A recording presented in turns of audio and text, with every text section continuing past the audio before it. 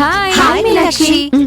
ఇదిగోండి నా పెళ్లి శుభలేఖ. సరే, మీరందరూ తప్పకుండా రావాలి. నీ పెళ్ళే రామరాజుకి పెళ్ళైపోతుందని నువ్వు కూడా పెళ్లి చేసుకుంటున్నావా? ఇన్నాళ్ళు లవ్ అంటూ తిరిగిందంతా వేస్టేనా? వేస్ట్ కాక ఇంకేముందే, ఇది ప్రేమ అంటూ తిరిగింది. కానీ రామరాజు దీన్ని పట్టించుకోలేదు. రామరాజేమో తన మరదలు వర్షం పెళ్లి చేసుకుంటున్నాడు. ఈ మీనాక్షి ఒంటరిగా మిగిలిపోలేదు కదా, అందుకే ఇది కూడా పెళ్లి చేసుకుంటుంది. ఆపండి మీ ఎటకారాలాపి ముందు పెళ్లి కార్డు చూడండి. చేసుకోబోయేవాడి పేరు చూసేదాకా దీనికి ఆత్రం ఆగడం లేదు. చూడండి చూడండి.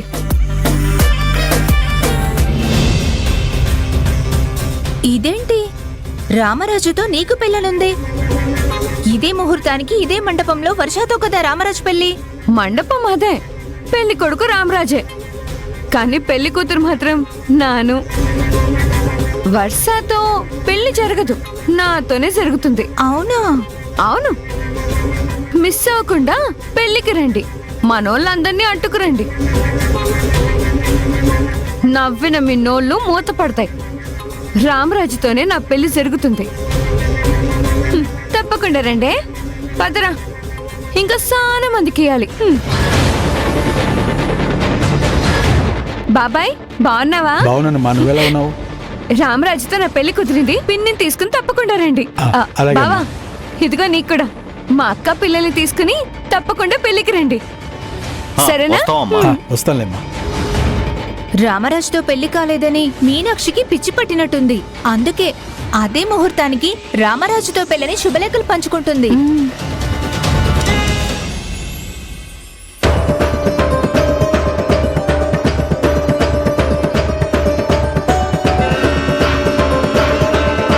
జ్యోతి. శ్రావ్య, నువ్వా? అయినా జ్యోతి ఏంటి, ప్రేమగా అక్క అని పిలవచ్చుగా.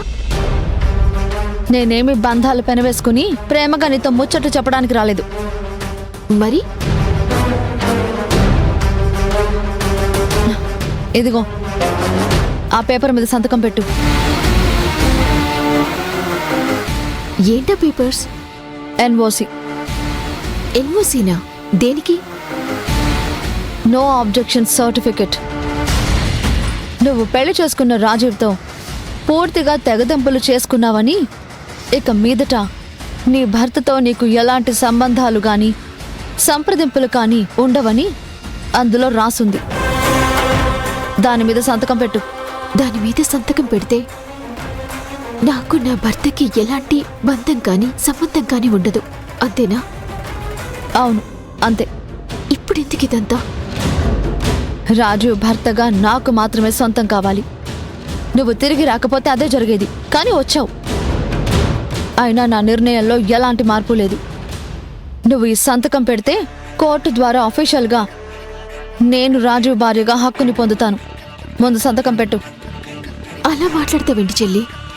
ఏయ్, నేను నీ చెల్లిని కాదు, రాజీవ్కి భార్యని మాత్రమే.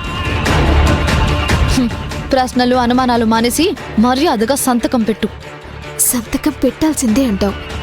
పెట్టాల్సిందే. తప్పదంటావు? తప్పదు. నాకు దొరబాబు కావాలి శ్రావ్య. లేదు, రాజీవ్కి ఒక్కరే భార్య, అది నేనే అయ్యుండాలి. మాట్లాడకుండా సంతకం పెట్టు. సరే.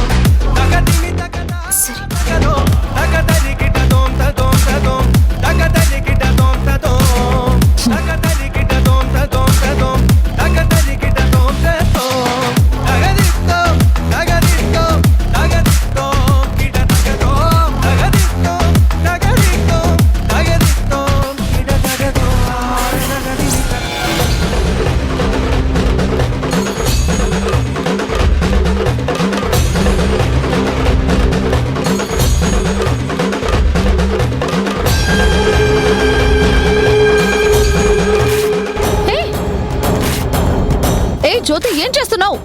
ఏం చేస్తున్నావు?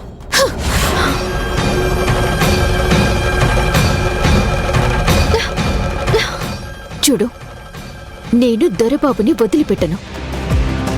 మా ఇద్దరిని దూరం చేయాలని చూస్తే నిన్నే కాదు, ఎవరిని వదిలిపెట్టను. ఎంత ధైర్యమే నీకు? ఎన్ఓసి పేపర్ చింపిందే కాక నాకే వార్నింగ్ ఇస్తావా?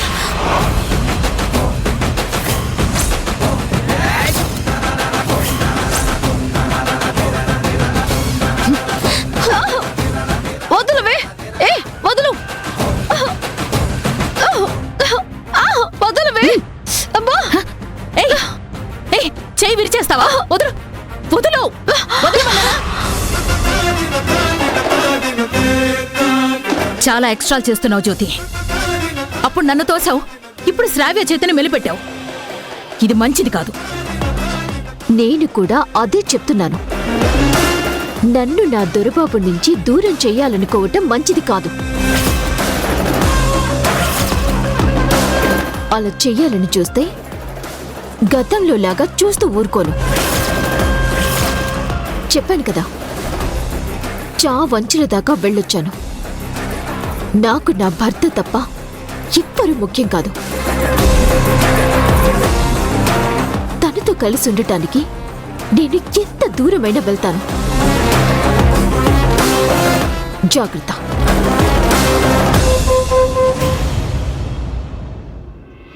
దుర్గా, పెళ్లి పనులు మొత్తం నువ్వే మీదేసుకుని చేసేకే.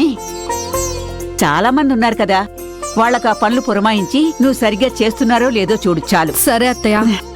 రే రామరాజు, కళ్యాణ మండపం బ్యాండ్ మేళం వాళ్ళతో మాట్లాడావా? అన్నీ మాట్లాడేశాను నానమ్మా.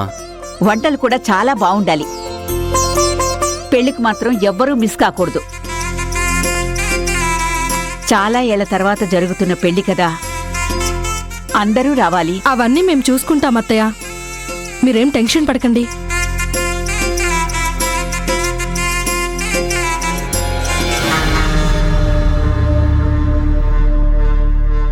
ఏయ్ ఆగో!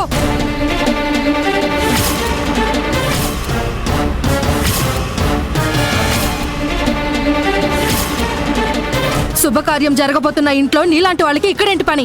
వెళ్ళిపో ఇక్కడి నుంచి.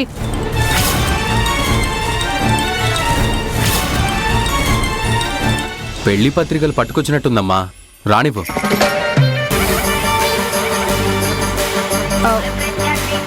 అవునరా, నిజమే. సరే రా.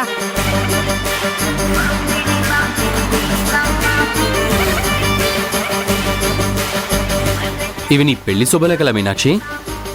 అవును.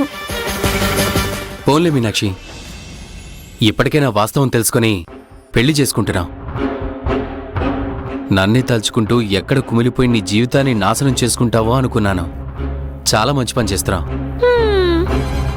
ఎంత కాదనుకున్నా చిన్నప్పటి నుంచి మనం కలిసి పెరిగాం. నువ్వు హ్యాపీగా ఉండడమే నాకు కావాలి. మీనాక్షి, ఏది శుభలేఖ ఇలా ఇవ్వు. నీకు కాదు, ముందు పెద్దవాళ్ళకి ఇస్తాను.